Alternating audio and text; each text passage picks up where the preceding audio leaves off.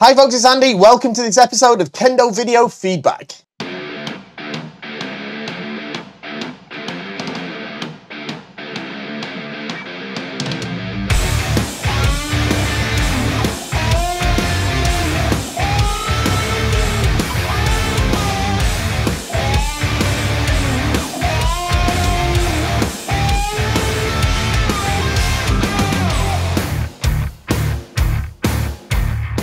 Okay, so here we are for another episode of Kendo Video Feedback. This is a series of videos that I do where I look at some footage that you wonderful channel viewers have sent in to me. We watch it together and I give you some feedback on it, hopefully for the sort of benefit of everybody. So we've got three to look at today. We're going to jump to them in just a minute. Before we do, don't forget, like, share, subscribe, leave a comment saying what a brilliant Kendo channel this is, and enable notifications, all that good stuff to help us grow the Kendo population, set out the YouTube robots to get us to 50 billion new Kendo people by the end of the week. You know you can make it happen, but more importantly than that, if you like this video, if you like this series of videos or the other videos that I do, last week we did a kind of review video of my daughter's Shiai in the World Championships. We did it together with her. That was quite fun. If you haven't seen it, go and have a look at that. If you like Kendo Rant, that's where I take questions from you guys and answer them. I do instructional videos as well. Got some more of that coming as well. Very, very soon. Leave a comment, by the way, if there's something you'd like me to cover, like in an instructional video. Put a comment down below and let me know what you think. All this stuff comes to you free of charge. There is no subscriptions, none of that sort of thing. You don't have to pay for subtitles, nothing like that. All you have to do to support the channel, and here's the best bit because it's a win-win situation, is shop at KendoStar.com. KendoStar is the best Kendo equipment website in the history of the galaxy, universe, megaverse, multiverse, miniverse, everyverse there is. Yeah, we're the best at what we do. Now, of course, I would say that because I own the place, but KendoStar is undoubtedly the best in terms of quality of equipment, quality of service, the best all round in every single way. So shop at KendoStar.com. Right, now let's get to these submissions. First one, as you can see, it's on the screen right now. It is from the WKC, the World Kendo Championships. You've sent 3 matches. I'm just going to look at one because we have, you know, I've got quite a few submissions to get through. I'll be able to get enough for you out of one, don't worry. He says, hello, Fish Sensei, it was lovely to meet you at the WKC and make so many new friends and connections. Yeah, it's great for that, isn't it? I'm currently 2nd Dan, and in September will be my 5th year anniversary of being a Kendoka. Great! I was invited to join the Norwegian team, and I was beyond honoured. And while I didn't believe I was truly prepared at all, I decided to try my best no matter what. That's fantastic. Well, congratulations on that, really. That is fantastic. If you'll have them, I wish to submit my 3 matches from the WKC individuals for your feedback. Thank you again, Fish Sensei. So again, as I say, I'm just going to have a look at one of them for now, and we'll go from there. All right, but yeah, let's have a look. Great news that you were able to make your national team and join a brilliant event like the World Kendo Championships. So we know you are on the left-hand side here in white. So let's have a look. Stepping in and out. Okay, obviously because it's the WKC, there is commentary on this. This is from the live stream of the WKC, but try to ignore that. Okay, all good so far. Okay, I think your kame is very good. Very good kame. Okay.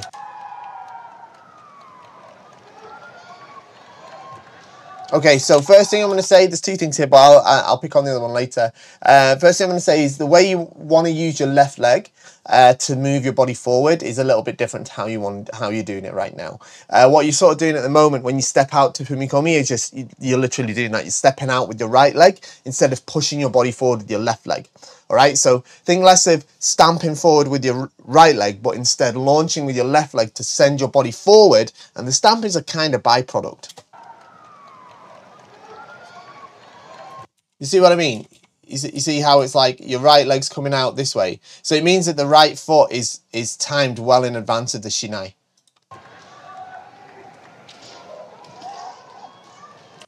Okay, this is not the way you want to exit Tsubazeri either, okay? Not like this. Not like this, all right? Very sort of, if you keep doing this throughout the match, it's like your opponent will see an opportunity to strike you, probably Hikigode, Hikido, something like that. But it's not the way you want to do it. Once you get to Tsubazeri, don't look for a chance to escape. Look for a chance to hit, yeah? And then, if there isn't one, then separate, okay?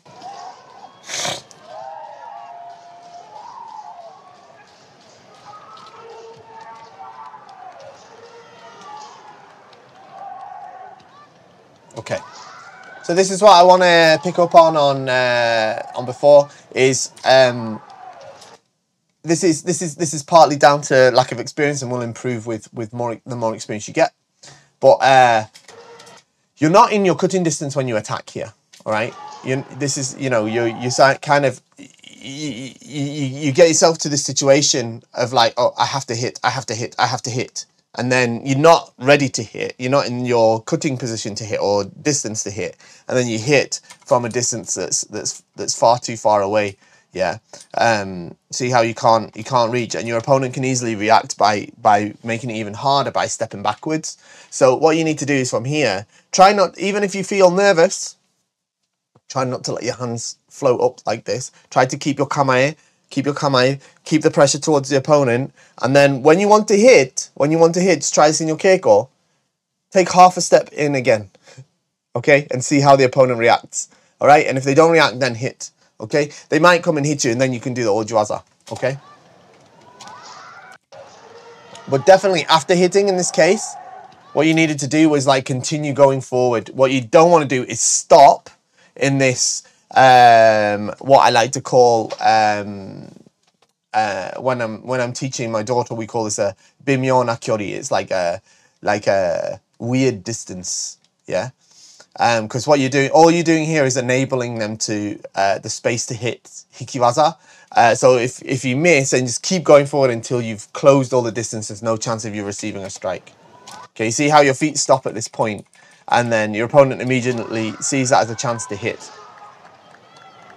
It's a dangerous thing you want to avoid. Okay, so here as well, your opponent comes in with quite a good semi, and you seem to be quite close, but you're not that close because your feet are so wide apart. So if you wanted to jump forward now, you'd have to do quite a lot of work to cover some distance because your feet are so wide.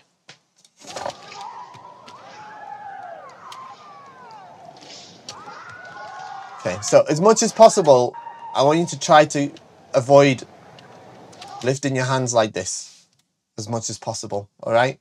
Because I know it's difficult because you don't want to get hit, which I understand, all right? But the best defense isn't attack, it's a good semi. Now, that's not easy either, but your feet are static as you're doing this, and then you decide to move back, but it's a little bit late.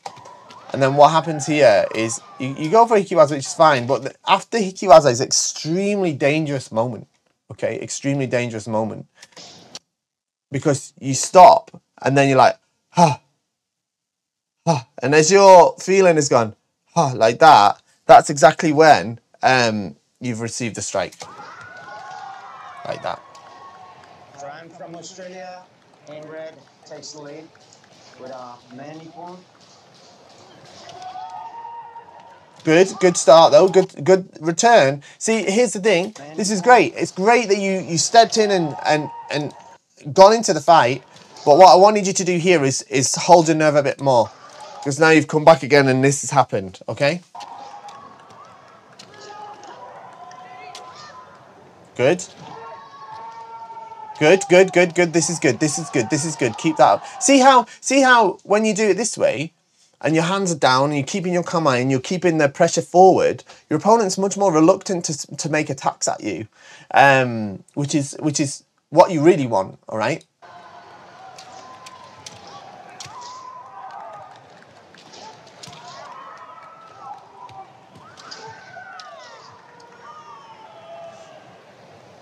even when you're defending, you don't want to go into full defense mode, especially just with your hands. I'm just trying to sort of make that point. That's where it starts to become very, very dangerous.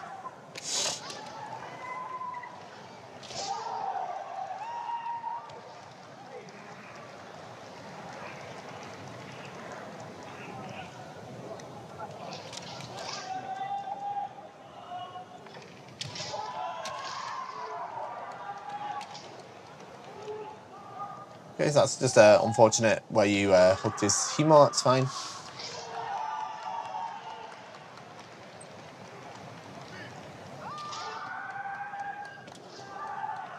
I'd say one thing about your kamae. Your kamae is good. Your kamae is good, but your upper body weight distribution is slightly behind. Okay, so I want you to push your hips back. Your hips back 2 centimeters. Just back a bit. Your hips, all right? And that will bring your upper body in line with your kamae. It'll lock in a lot more. It'll be easier to put your weight on your left leg and make your fumikomi much better.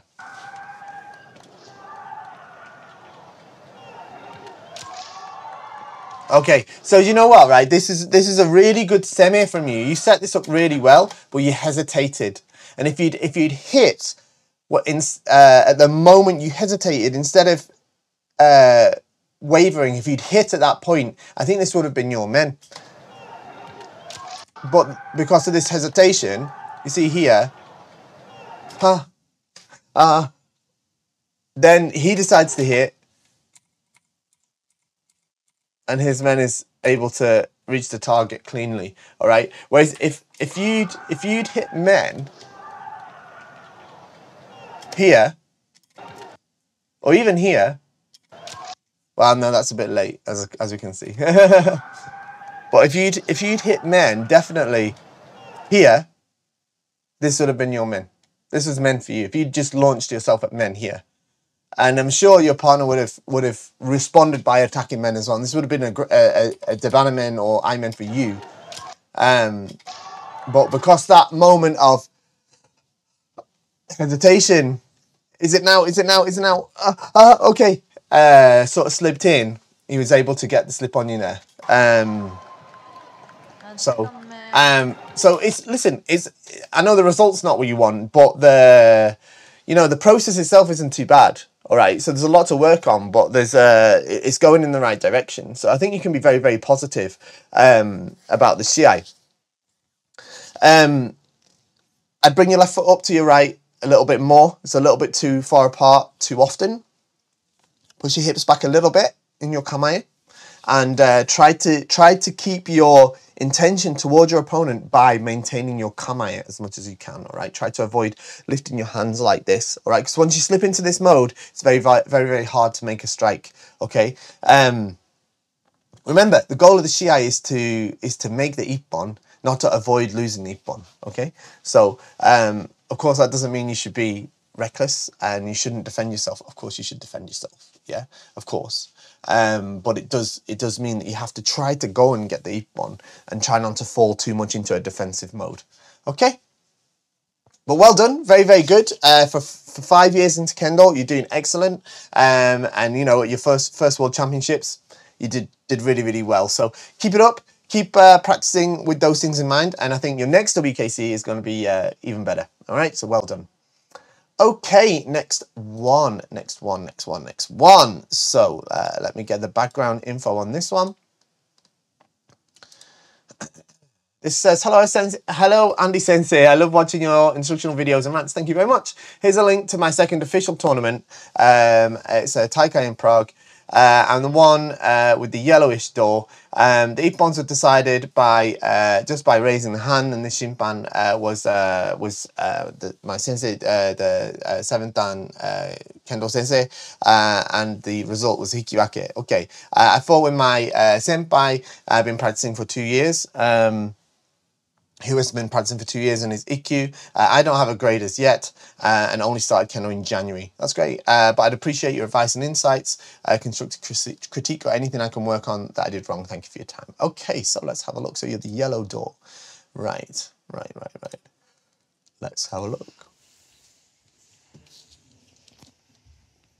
So on this side of the screen.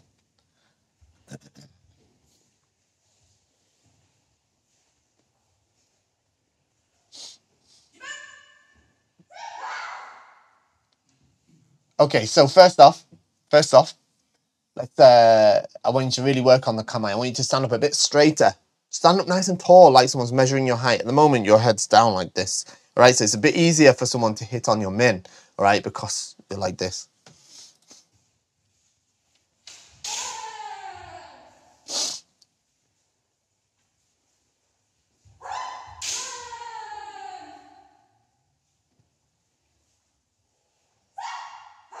Okay, good ki, good voice. When you hit kote like this,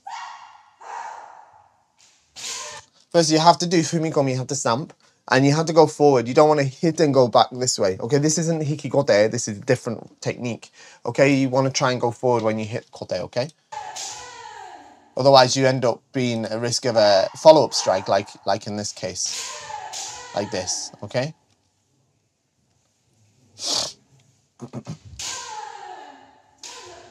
Okay, so when you hit, what you have to do is you have to use your left leg to launch your body forward when you hit, okay? And it's you can adjust how far you jump forward, but you have to jump forward as you hit with your left leg, which is, so you stamp with the right leg, okay? When there's a big distance, between you and your partner here, you don't have to use single suriashi or okuriashi like this. You can just walk forward until you're at far distance, okay? Just to save yourself some time.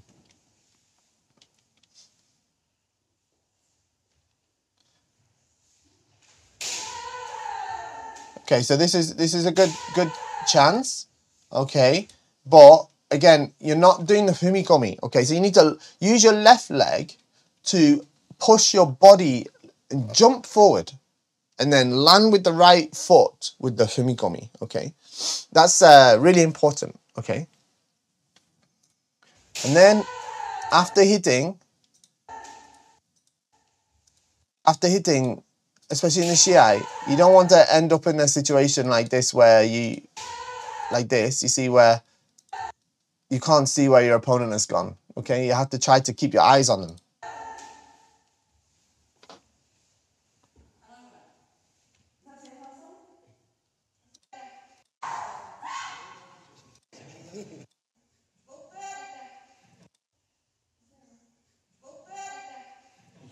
Okay, so you're getting awarded kote there, was that?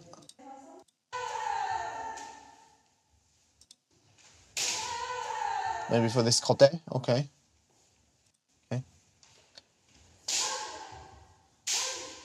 Okay, so as also as well, when your opponent starts getting on the offensive, you don't want to sort of run backwards like this. You can just step in and move to a tsubazeri position. Okay, this becomes dangerous otherwise, okay? For you, you might receive a strike.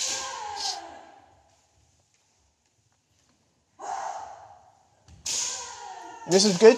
This is good timing of your strike here. But again, because you're not launching from your left leg and doing fumikomi, it's difficult for it to be the good enough strike to be valid.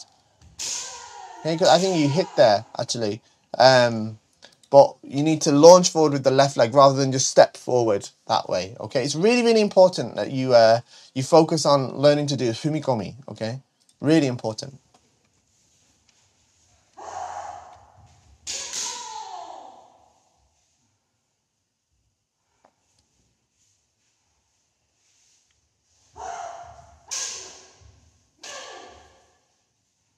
Yeah, I think you need to relax more as well a little bit, you know, but this is sort of natural in this situation. So here again, you hit the good men. But you see how your feet are just running? You have to do the fumikomi. All right, I think the main thing I want you to take away from this is you have to put a lot of effort now into making sure you become able to hit with fumikomi. All right, it's really important.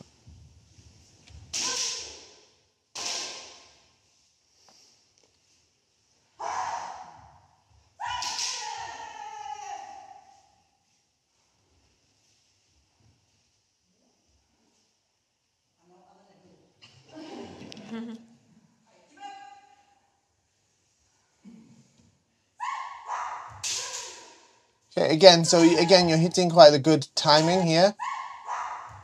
See, this is you hitting, but because you don't have any momentum from your Fumikomi and you don't have what's called Kentai no Ichi, so it means that the Shinai and the sword, sorry, the Shinai, which is the sword, and the body and your spirit, which is your voice, and your mental state, they're not all unified, and that's obviously what's really, really required for you to make a valid strike in Kendo. All right. Okay, so this is, yeah, I agree, this is the best one you've done. But again, because it likes this Sumikomi, in this sort of, you see how your sort of feet are together even here. In this maybe level of competition, very basic level, you can receive the point potentially. But as you start to progress, to go forward from here, you must make the strikes with Fumikomi, okay? And in order to make the strikes with, as I said, Kentai no Ichi. It's very, very important. Okay.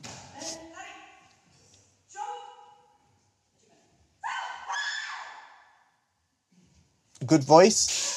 Again, you see, you're hitting men lots of times. Lots of times your men is a good men strike, but the lack of the Kentai no Ichi, okay, which is the Fumikomi, launching the body forward with the left leg, and making sure it's a good, solid strike that unifies all those parts. The timing is good. Time to hit is good.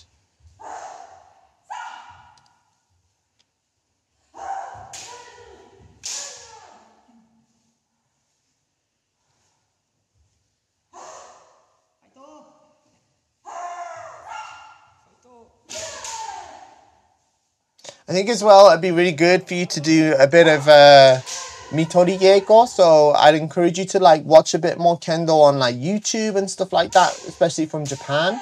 So you can get an image and an impression of what Kendo is supposed to look like.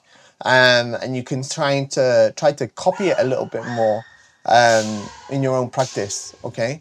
How the footwork's supposed to move, how the Shinai is supposed to swing, and these sort of things. And I definitely think that will help you, all right? So go and watch some of that. There's a lot of really good examples on there. If you even watch like the All Japan Championships, All Japan Women's Championships, stuff like that, and just get an image of what it's supposed to look like. Okay, what it's supposed to look like, and then you can sort of use that image to kind of copy and try to emulate. Okay, but you really need to focus on making sure that you work on improving your Fumikomi. Okay, your Fumikomi, your stamping footwork. Okay.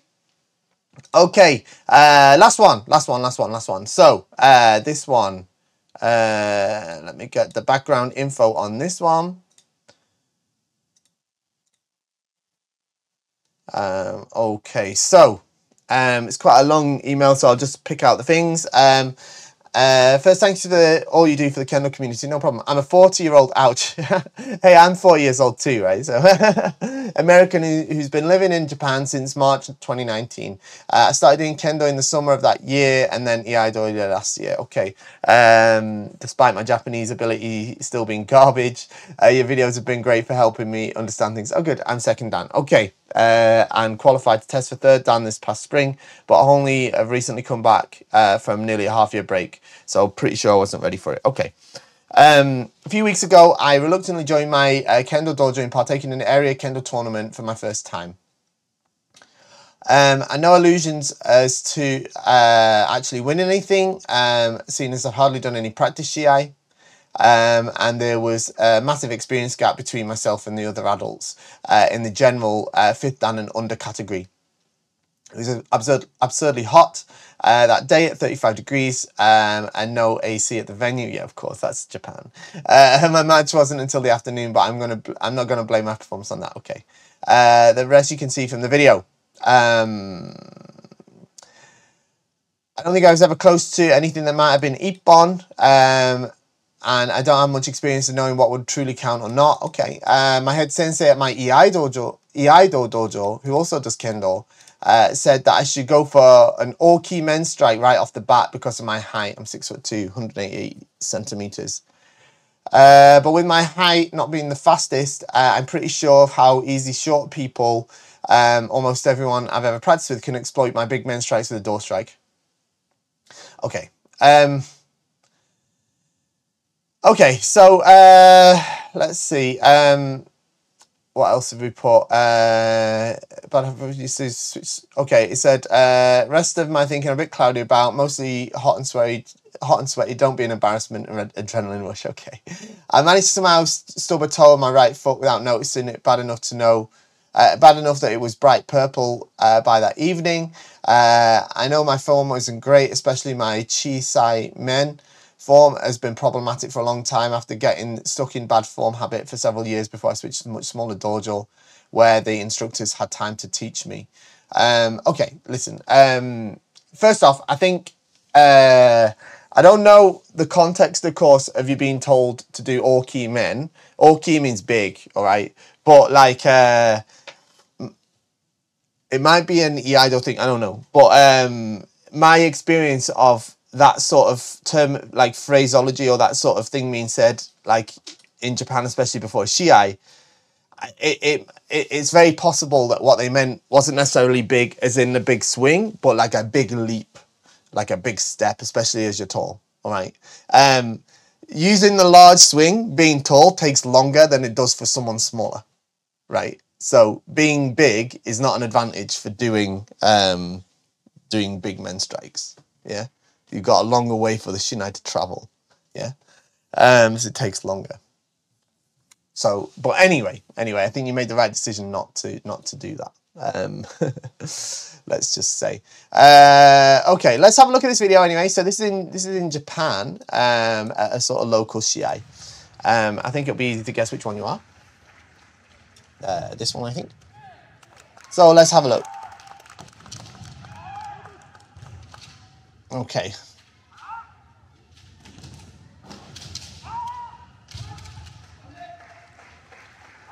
Right, so first thing, let's fix your kamae. All right, like I said to the last person, heads down like this. Your kamae is making like this very clear S shape, right? Your left heel is far too high,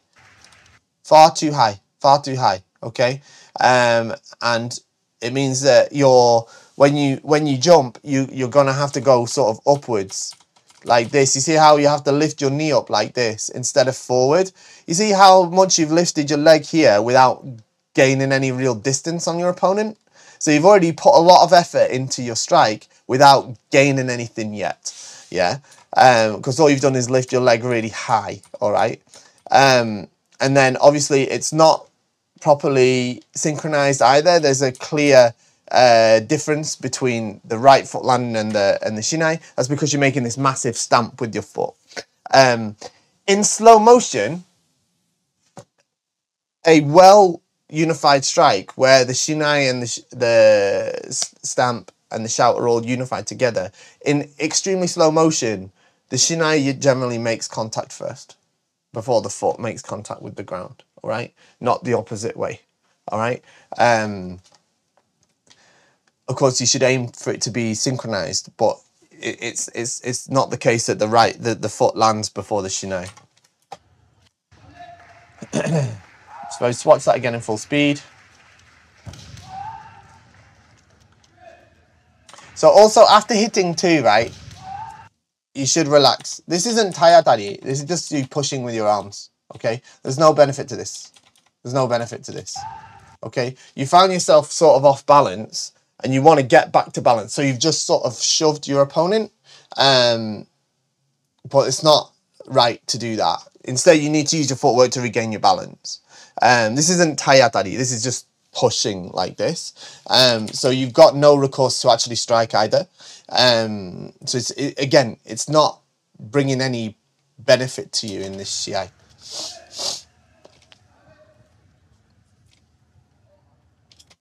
See how high your left heel is as you move around, yeah? See how high it is, like that, yeah? Never wants to be that high. You want to use your left leg to carry your body weight and push your hips forward. You need to lower this heel and bring your hips back, and then you need to straighten your neck, okay? And that way you'll be able to engage your lower body into your strikes, all right? And the moment you can't do that, so that's why you have to make this big lift, sort of, it's not a big swing with the shin. It's not like a big strike. It's like this in between where you like bringing the shinai up to 90 degrees or past and then hitting. So it's really easy to create, it's really easy for your opponent to hit you in that moment. Like in this moment here. This is where they're going to hit you at this point, yeah?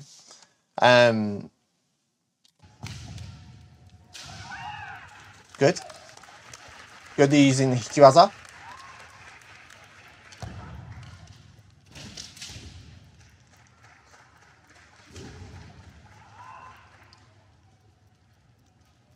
The way you tie your men's not quite right either. And it's not helping with this sort of look of your chin down. The knot should be level with your eyes, and then you should pull the men out a little bit so there's space here so that it can protect your shoulders properly. This is not quite the right way. You can see on your partner's men, the knot is around the eye level. It's a little bit high actually, but it's around the eye level. Yours is far too low. Okay.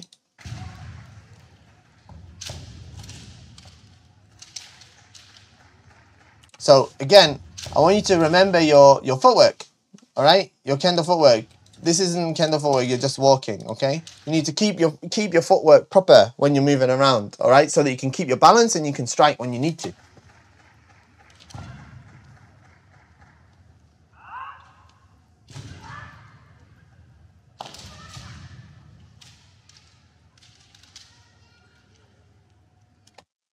I think it's a woman that you're playing against. I might be wrong, but I think it's a woman that you're playing against. And I'd say that a player like this against you, and the as I say, the way you're swinging the shinai, she's probably going to be aiming for probably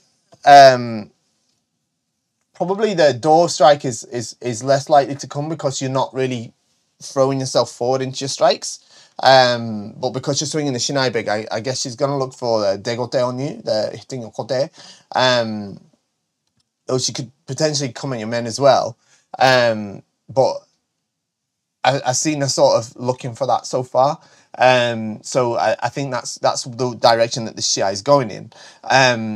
See how your Kensen is a bit high as well? So your kote is very open. See? So again, this is what I was. This is the point, yeah, because the point at which you attacked was sort of a little bit random, right? There was no good reason for you to attack men there, other than you felt like you had to attack, right? And then when you did, you see how high your knee comes up here. It comes higher than your hips. And by doing that, you have to lift the shinai like this because your hips are left behind. You see what I mean? When, like, they can't come forward. You're not pushing them forward, you're pushing upwards. So you have to use your hands to move the shinai, which has created this opportunity for this kote, okay?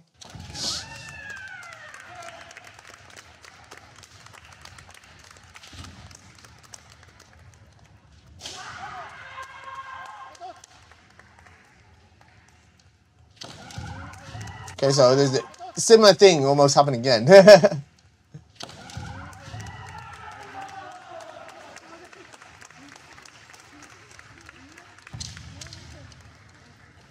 So can you see as well how, like, because of the way that you're doing the humikomi, it means that you have no momentum when you make men strikes. Yeah, you sort of hit the men strike and then you sort of stop and your feet sort of go up like this. So, you know, once we fix that, you're going to have much more momentum in your kendo. You're going to be able to perform waza much more naturally, much more fluidly.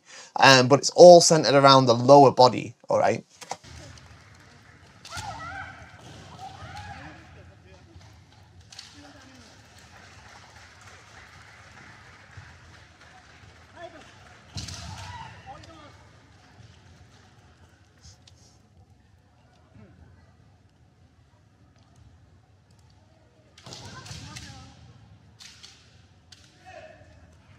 Okay, so again, what happens is here, because your footwork is like not something that you're fully, like, it's not instinctively working for you, you find yourself sort of off balance and sort of all a little bit out of sorts. Do you know what I mean? So then when you get to this close position and she starts putting some semi on you, some pressure on you, you start sort of like, panicking is too strong a word, but like I say, it just puts you out of sorts and you're sort of, you're off balance, you're unable to properly, excuse me, you're unable to properly like control your own motion and the direction you want to go in.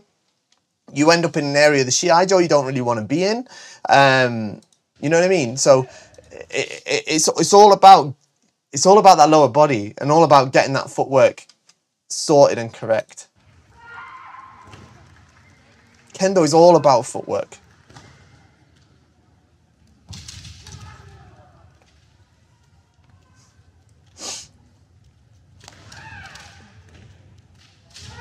So she's not letting you into the wide side of the Shiai now, right? She's keeping you in the corner here.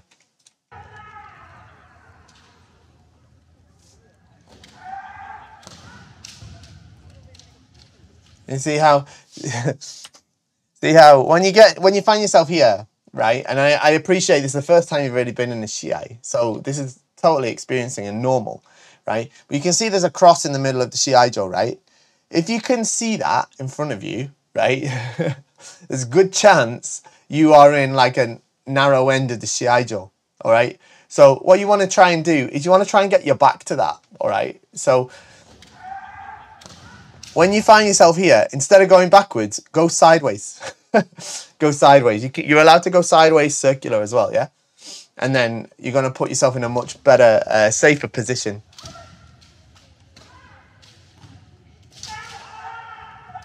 Yeah. Okay, so she sort of kept you in that narrow end, which has sort of forced you to step out. It happens. It's not the end of the world. But you want to use the X on the floor as a point of reference, all right?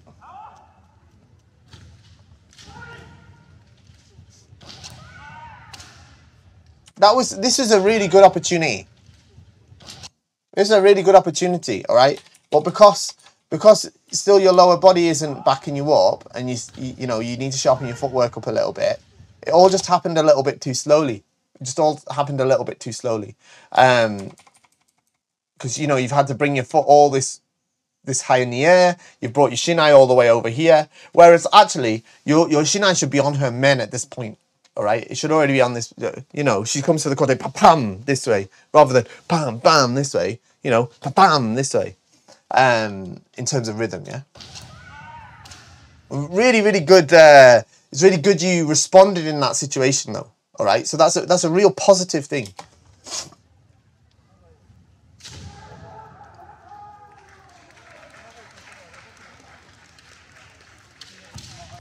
You see what's happening here? If you just watch your partner here, see how she's sort of stepping forward a little bit with the right foot. She wants you to hit her men. She's trying to do kaishido, right? She's trying to do kaishido, right? It's quite. Yeah. She wants you to do men so she can do kaishido, right? So here's a good chance for you to hit kote actually. But again, it needs to be a small, sharp kote. Bam! Yeah. Rather than a bam this way, it's not going to hit.